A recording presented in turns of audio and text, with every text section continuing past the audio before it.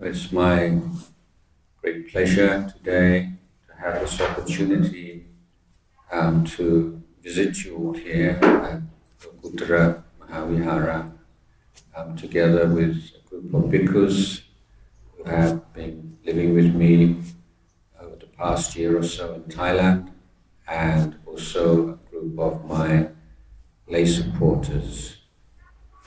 I came to Aurangabad for the first time 15 years ago, and I walked along this road, and there was no Lokuttara Mahavihara and no buildings on the other side of this road. It was just countryside. So I'm so inspired by how much has been achieved here in such a short length of time. आज मला अत्यंत आनंद होत आहे की मी आज आपल्या सर्वांच्या पुढे लोकुत्तरा महाविहारामध्ये मी इथे आलेलो आहे. माझ्यासोबत अनेक वर्ष थायलंडमध्ये जो संघ आहे तोही इथे आलेला आहे. आणि मी औरंगाबादला प्रथम आमच्या 15 वर्षापूर्वी इथे आलो होतो. तेव्हा मी या परिसरामधून जाताना आपल्याला माहित असेल की तेव्हा हे विहार इथे नव्हतं, तरी पण आज मला खूप आनंद होत आहे. I'm also very pleased to see the emphasis being placed upon the training of Sangha. If we study the history of Buddhism throughout Asia, we will see a very clear correlation between the strength of the Sangha and the strength of the Sasana. Whenever the Sangha is weak, then Buddhism becomes weak. And whenever the Sangha is strong, the Sasana becomes strong. So the emphasis on the training of bhikkhus is essential. And in Maharashtra, we have a growing Buddhist population, but still a few monks and few well-trained monks.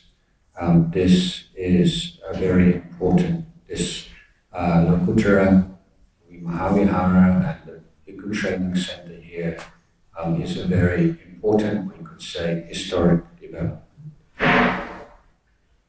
Lokuttara महाविहारामध्ये संघाचं प्रशिक्षण इथे दिलं जातं. आणि आपल्याला माहितच आहे की इतिहास जर बुद्धिझमचा आपण पाहिला तर संघ आणि शासन यामध्ये अत्यंत महत्वाचा एक संवाद आहे, परिपूर्ण रोल आहे. जेवढा आपण भिक्खू संघाचा प्रशिक्षित वर्ग तयार करू तेवढं धर्मशास्त्र हे स्ट्रॉंग होतं, मजबूत होतं. आणि मला हा संदर्भ घेऊन आज मी जेव्हा वर्तमानात पाहतो तेव्हा मला महाराष्ट्रामध्ये सुद्धा आता जे काही वर्तमानामध्ये बौद्ध धर्म वाढत आहे आणि त्याचं श्रेय हे जे आपण मुख्य लक्ष केलेलं आहे की संघाला प्रशिक्षित करणं आणि ते काम इथं होत आहे, तर ही धर्माच्या दृष्टीनं ही अत्यंत महनीय अशी गोष्ट आहे. The Sangha is defined by the Vinaya, and the Vinaya is all of the training rules and protocols, and customs and agreements by which the conditions are created for the optimum support for the practice, study, practice, realization and propagation of the Dhamma. So the Sangha is not confined to a particular place. They may live in fully established monasteries or or small hermitages or in cave complexes like in Ellora, but the defining character of the Sangha, that which makes the Sangha is the Vinaya. संघाचं महत्व एवढं या आपल्या धर्मामध्ये अत्यंत मोठं महत्व आहे. संघ म्हणजे अनुशासन, आणि हे अनुशासन प्रशिक्षणातून येतं, आणि ते संघाला हे सर्व साध्य करण्यासाठी विनय अत्यंत महत्वाचा आहे. आणि विनय आणि त्या अनुषंगाने येणाऱ्या सगळ्या नियम, संघाला लागू असलेले प्रोटोकॉल्स आणि संघाने कशा प्रकारे काम करायला पाहिजे, या सर्व गोष्टी या अत्यंत महत्वाच्या दृष्टीने एकमेकाशी संबंधित आहेत. संघ एखाद्या चांगल्या विहारात राहतो किंवा तो बाहेर एखाद्या कुटीमध्ये त्याचं वास्तव्य असते किंवा केव्स मध्ये जरी ते राहत असतील, तरी मला असं वाटतं की ह्या सर्वांचं अनुशासन आणि त्याच्यातून काटेकोरपणे जे काही पालन होईल धर्माचं, ते अत्यंत महत्वाची गोष्ट आहे. Lord Buddha said that if a monk does not keep the Vinaya, has no respect for the Vinaya, then when the lay people offer the 4 requisites to him, he is like a thief of the requisites.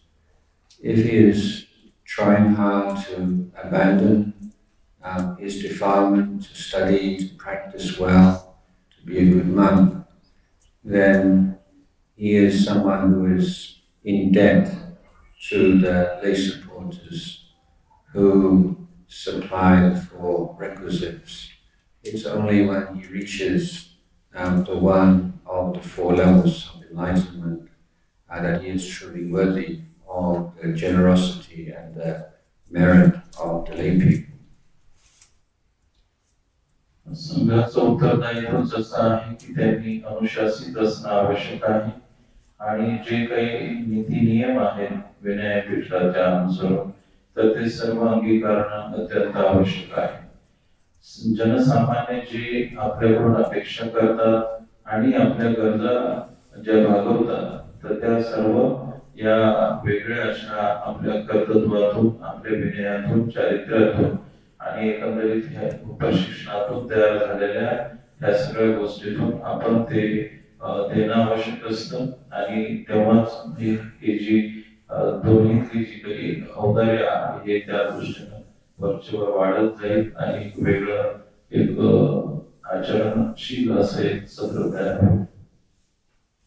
So by living their life as monks with devotion and sincerity, then the Sangha is showing the lay Buddhists that the teachings of the Buddha are practical.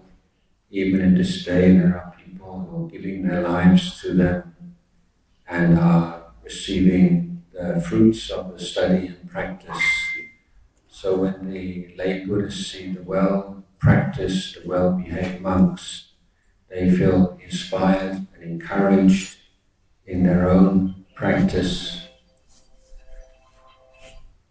And the life of the monks makes them question their own life. They say, we have more and more material things now.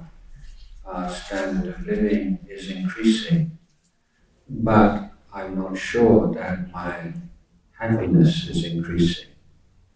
The monks, they have nothing. They live such a simple life, and yet they seem so happy. Why is that? How can that be?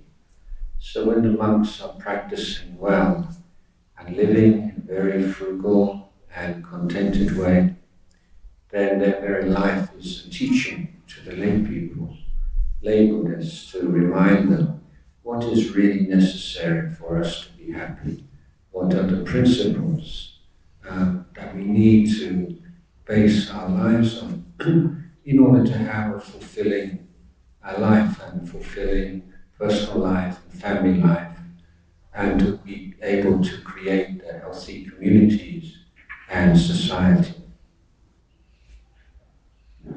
भिक्खूसनं किंवा भंतेजी होणं ही अत्यंत महत्वाची गोष्ट आहे आणि विनयशील होऊन ते संपूर्ण जीवन जगणं सर्वसामान्यपणे तो एक मूर्तिमंत आदर्श समाजापुढे उभा असतो. आता आपण पाहिलंच असेल की अशी जनसामान्य जी जनता त्यांची लाईफस्टाईल आता वाढली, त्यांचं इन्कम आता वाढत आहे, त्यांची भौतिक संसाधनामध्ये त्यांच्या वृद्धी होत आहे, त्यांची श्रीमंती वाढत आहे, परंतु तरीही त्यांना जीवनामध्ये शांती नाही, सुख नाही. हे का असं असेल? आणि हा जो संघ आहे, आदरणीय भंतेजी आहे, भिक्खू संघ आहे, की यांच्याकडे कोणतीही ह्या भौतिक संपदा नसती तरीही ते खूप आनंदी आणि एक सकारात्मक जीवन जगतात. तर हा फरक लक्षात आला पाहिजे. आणि माझ्या मते हा जो संघ आहे, हे जे धम्म आपला भंतेजी आहेत, हेच ह्या आपल्या विनयातून, आपल्या चरणातून जीवन कसं परिपूर्ण जगावं, सुखी जगावं याविषयीचा एक मूर्तिमंत परिपाठ आपल्या वागणीतून, विनयातून ते जनसामान्याला देत असतात. But there is only one eightfold path. There is not one eightfold path for the Sangha and one eightfold path for the lay Buddhists. It's just one path. The monastic order, the Sangha, and the Vinaya, which defines it, are only examples of how these supporting conditions can be optimized.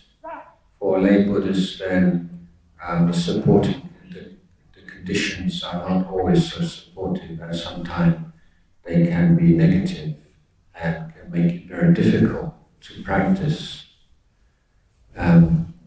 But the practice itself can be followed, and the fruits of the practice can be realized, whether we are monastics or lay people, men or women, and from whatever country we come from whatever social class we came from. This is the revolutionary teaching of the Lord Buddha, that he emphasized that our life is dependent not upon gods that we cannot see, rewarding or punishing us, and it's not, our life is not defined by our caste or how much money we have in the bank, but in Buddhism we put our emphasis on action. It doesn't matter where you come from, who you are. If you act badly, you'll get bad results. And it doesn't matter where you are, how rich you are, how poor you are, what country you come from. If you act in accordance with the teachings of the Buddha, you will have good results. This is not something you have to believe, it's something you can prove for yourself.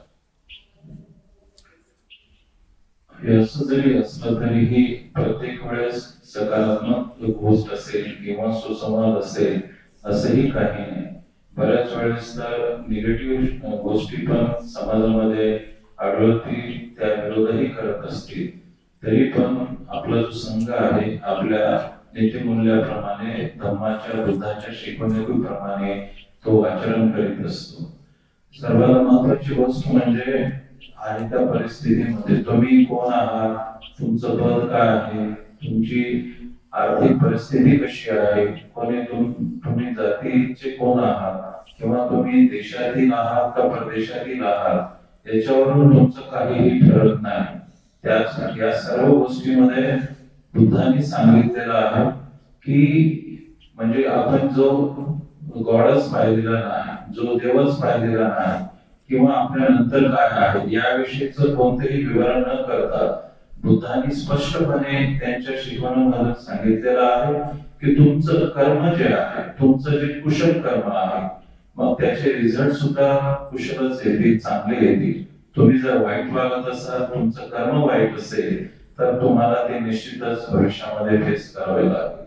आणि हीच शिकवण जी आहे बुद्धाची, कर्माची, कर्माचा सिद्धांत आणि तुम्ही करत असलेलं काम हे काहीही पाहत नाही की तुम्ही कोण आहात, कुठून आलात, तुमचं बॅकग्राऊंड काय आहे, ह्या सर्व गोष्टी दुय्यम आहेत.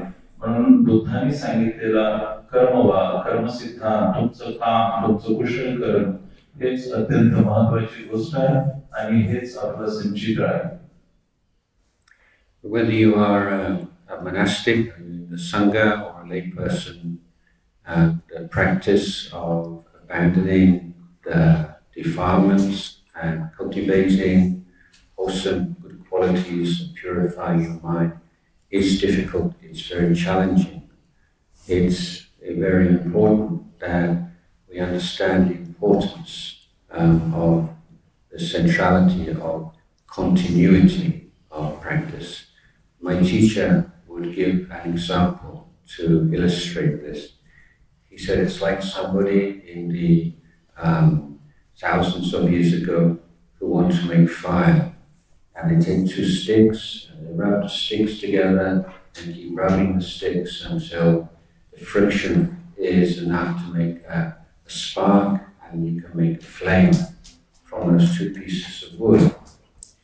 But he said many people these days, they start to rub the sticks together and then they get a bit tired and then they start to doubt and they say, is it really possible that this fire can come from these two, just my two pieces of sticks, they're so poor sticks. And then after a while they get discouraged or tired and they put down the two sticks and they think, now I have a rest and start again sometime. And they pick up the sticks and they do a little bit more, and then they get tired and then they put them down. And so the momentum of their effort never reaches the critical point at which the flame or the spark will arise. So they put the effort in and then they put it down. They start again, they put it down. And so they never achieve success. And many people give up altogether. So the trick or the important point to bear in mind is you just have to keep going.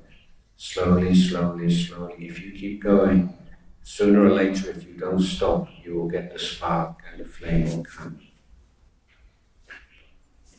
या सर्व गोष्टींमध्ये महत्वाची गोष्ट म्हणजे आपलं सातत्य असणं आवश्यक आहे. आपण जे काही करतो, कुशल कर्म असेल, आपलं चांगलं काम असेल, तर त्यामध्ये कंटिन्युअसली असणे, सातत्य असणे ही अत्यंत गोष्ट आहे. हजारो वर्षापूर्वी जेव्हा अग्नी कसा उत्पन्न व्हायचा त्याविषयी दगडाला दगड घासून किंवा लाकडावर लाकूड घासून जर ते सातत्यपूर्वक केला तर तो अग्नीचा स्पार्क होईल, अग्नी पेटेल.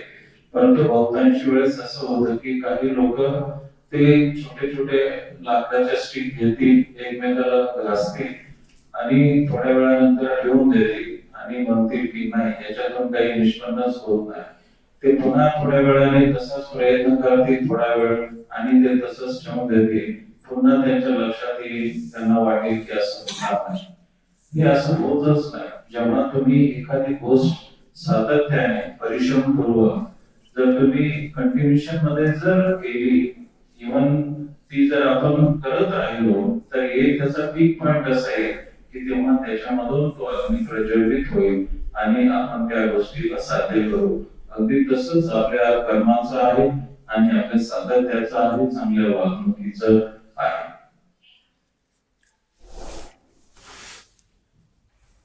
So if you have some kind of infection and you go to visit the doctor here, he will give you some antibiotics. And he will say, when you take the antibiotics, you must take the whole course. If you start to feel better, don't stop. Because if you do, there's still maybe something inside and then it would develop the resistance to the medicine in future, and it would be more difficult to heal you in the future. So this is the same with Dhamma practice. Many people, when they feel very unhappy, they have some pain and suffering in their life, they start to practice the Dhamma, but they don't take the whole course. After they start to feel a little bit better, a little bit happier, they stop. And then when they get unhappy again, they want to start again. But by this time, the defilements, they're starting to get the resistance to the Dhamma medicine. So this is why when you start to take the Dhamma medicine, you have to take the whole course. Don't stop whenever you feel you're a little bit happier or more content or a little bit peaceful. हे अगदी असंच आहे की एखाद्या आजाराचं infection जर आपल्याला झालं तर doctor आपल्याला अँटीबायोटिक्स घेऊन देतात आणि मग अँटीबायोटिक्स आपण ते एक दिवस घेतले 2 दिवस घेतले आणि त्याचा पूर्ण कोर्स न घेता मध्येच जर आपण सोडून दिला आता बरं वाटतंय म्हणून तर तो आजार जरी तात्पुरता बरा झाला तरीही तो पूर्णतः झाला नाही, बरा होत नाही किंवा ती जी औषधी आहे या औषधीचं रेजिस्टन्स आपल्याला येतो आणि मग जेव्हा आपल्याला पुन्हा जर असे काही सिम्पटम्स आढळून आले, पुन्हा आजार आला आणि आपण जर ती औषधी घ्यायला लागलो तर त्या औषधाचा इफेक्ट आपल्याला जाणवत नाही. अगदी तसंच आहे. आपण सर्वजण जेव्हा आपण दुःखात असतो, आपल्याला अडचणी असतात, तेव्हा आपण धम्म प्रॅक्टिस करतो, आपण बुद्धाला आठवतो आणि मग तेही तात्पुरत्या बेसिसवर आपल्या आजाराचं प्रमाण कमी झालं, अडचणी दूर झाल्या की मग आपण पुन्हा ते सोडून देतो आणि मग असं मध्येच सोडल्यामुळे आपल्याला ते काही पूर्ण प्राप्त होत नाही आणि जसं अँटीबायोटिकचा वापर नंतर केल्यावरही रेजिस्टन्स राहतो तसंच आपण या गॅपमुळे जे काही कृत्य करतो तर त्याच्यातून काहीही निष्पन्न होत नाही. म्हणून सातत्य असणं हे अत्यंत महत्त्वाची गोष्ट आहे.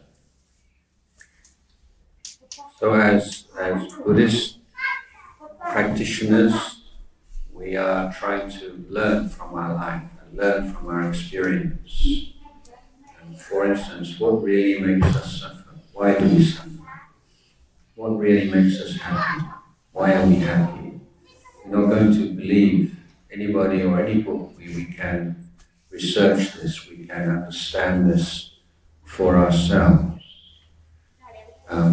In the case of happiness, then the Buddha pointed out to us that if we enjoy the pleasures of forms and sounds and tastes and all these good things in life, then the pleasure is very limited.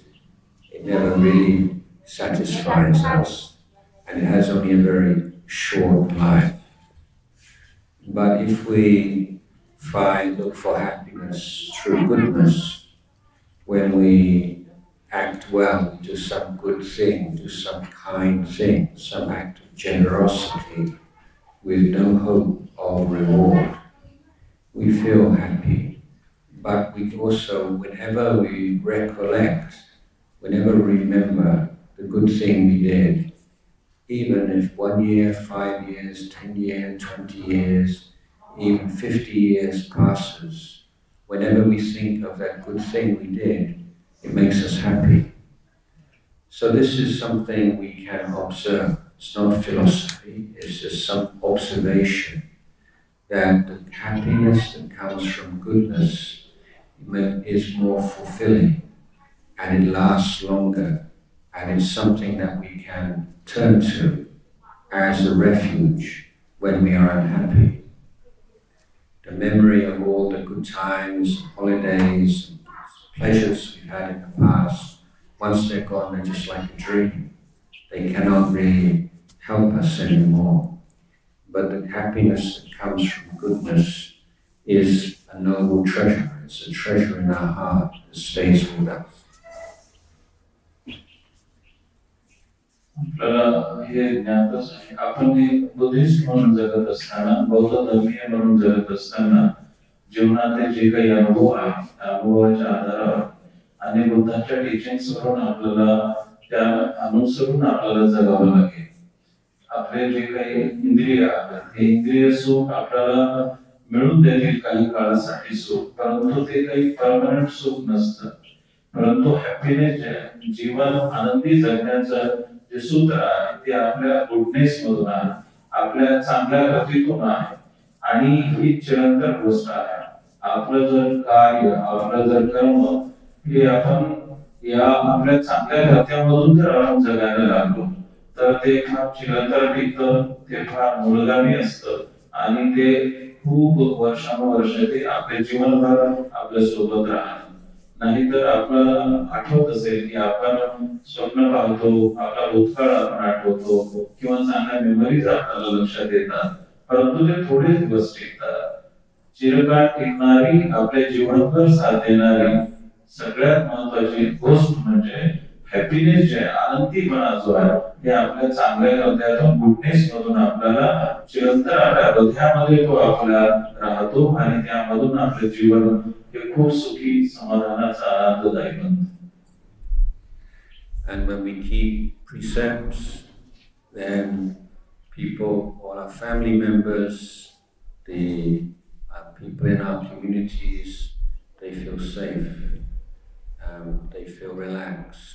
So when you keep precepts, you give the gift of safety and trust to all those around you.